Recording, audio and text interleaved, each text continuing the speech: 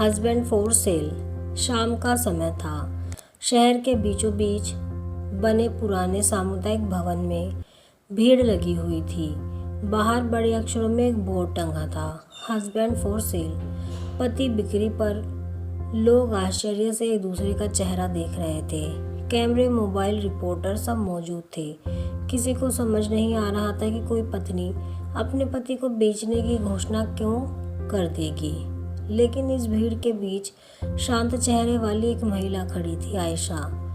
बहुत लंबी, सुंदर या अमीर नहीं थी वह, पर उसकी आंखों में दृढ़ता थी।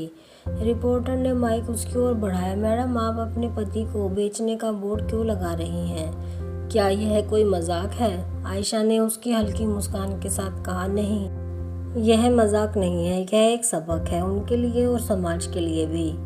इसके बाद उसने भीड़ को संबोधित किया। आप सब लोग पूछ रहे होंगे कि कौन सी पत्नी ऐसी हरकत कर सकती है, तो मैं बताती हूँ। वही जिसे उसका पति सामान समझने लगता है। भीड़ में हलचल बढ़ गई। तभी अंदर से तेज आवाज आई, ड्रामा मत करो आयशा, चलो घर। यह था उसका पति विक्रम। ऊंचा, लंबा, दिखने में स्मार्ट लेकिन गुस्सैल और अहंकारी। वह आयशा की ओर बढ़ते हुए बोला, तुमने मेरी इज्जत मिट्टी में मिला दी है, घर चलो वरना। आयशा ने बिना डर उसके सामने हाथ उठा दिया। वरना क्या, मारोगे जैसे रोज मारते थे? भीड़ एकदम शांत हो गई। विक्रम हड़बड़ा गया। आयशा ने आगे कहा, आप सब सुनिए, मैं पिछले 6 साल से इस आदमी की पत्नी हूँ, लेकिन इन 6 सालों में मैंने एक भी दिन पत्नी जैसा सम्मान नहीं पाया। मुझसे घर का काम भी, नौकरी भी, उसके घर वालों की सेवा भी सब करवाया गया और बदले में मिला क्या? ताने, अपमान और मारपीट। उसके शब्दों से भीड़ में सहानुभूति की लहर फैल गई। विक्रम ने झेपते हुए कहा, औरतें बढ़ा चढ़ाकर बोलती हैं, 2 थप्पड़ मार दिए तो कौन सी दुनिया उलट गई।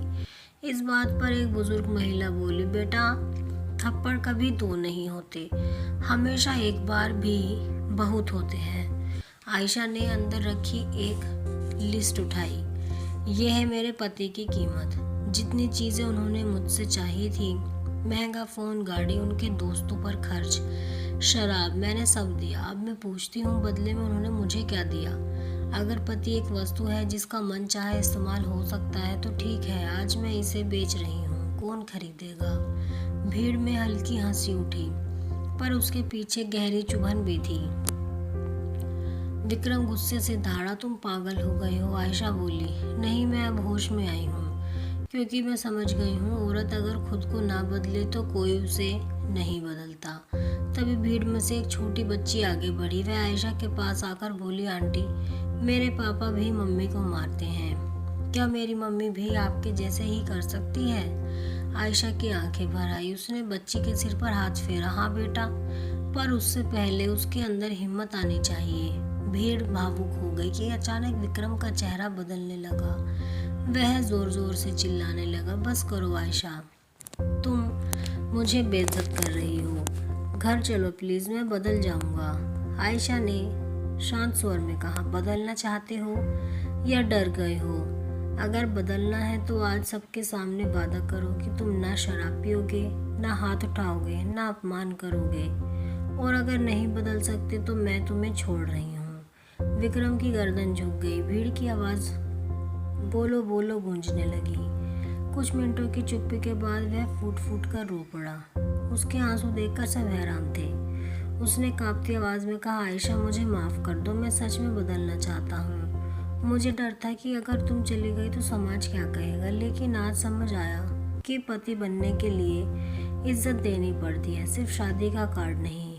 आयशा पहली बार विक्रम की आंखों में पछतावा देख रही थी, सिर्फ डर नहीं। उसने धीमे से पूछा, क्या तुम सच में बदलोगे? विक्रम बोला, हाँ, कसम है मुझे। अगर तुम चाहो तो यह हस्बैंड फॉर सेल वाला बोर्ड भी मैं खुद हटाऊंगा, क्योंकि मैं तुम्हारी कीमत समझ चुका हूँ। एक अच्छी पत्नी को खोने का दर्द असली कीमत होती है। आयशा ने उसे ध्यान से देखा। लोग चुपचाप खड़े थे।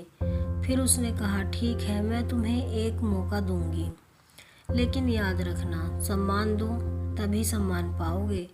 आज से मैं किसी की वस्तु नहीं, तुम्हारी बराबरी की साथी हूँ। विक्रम ने सिर झुकाकर हामी भरी। उसने बोर्ड हटाया और दोनों भीड़ के बीच से निकलने लगा। जाते जाते आयशा ने उस बच्ची को फिर से देखा और कहा, बेटा, अपनी मम्मी को कहना डरना नहीं। आवाज़ उठाने से घर टूटते नहीं, रिश्ते सुधरते हैं। भीड़ तालियों की गड़गड़ाहट में गूंज उठी। वह दिन सिर्फ आयशा के लिए नहीं बल्कि वहाँ मौजूद हर महिला और पुरुष के लिए एक सीख बन गया कि रिश्तों में खरीद फरोख्त नहीं, सम्मान और बराबरी होनी चाहिए, क्योंकि किसी का पति या पत्नी बेचे जाने की चीज़ नहीं बल्कि प्रेम और आदर के योग्य साथी होते हैं। और उस दिन पहली बार विक्रम ने महसूस किया कि पति होना ताकत नहीं, जिम्मेदारी है। कहानी की सीख, सम्मान, संवाद और समझ से ही घर बनते हैं, वरना ईगो और अहंकार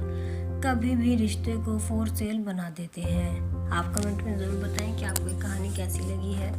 अगर आपको कहानी पसंद आई हो तो वीडियो को लाइक करें, शेयर करें और चैनल को सब्सक्राइब करें।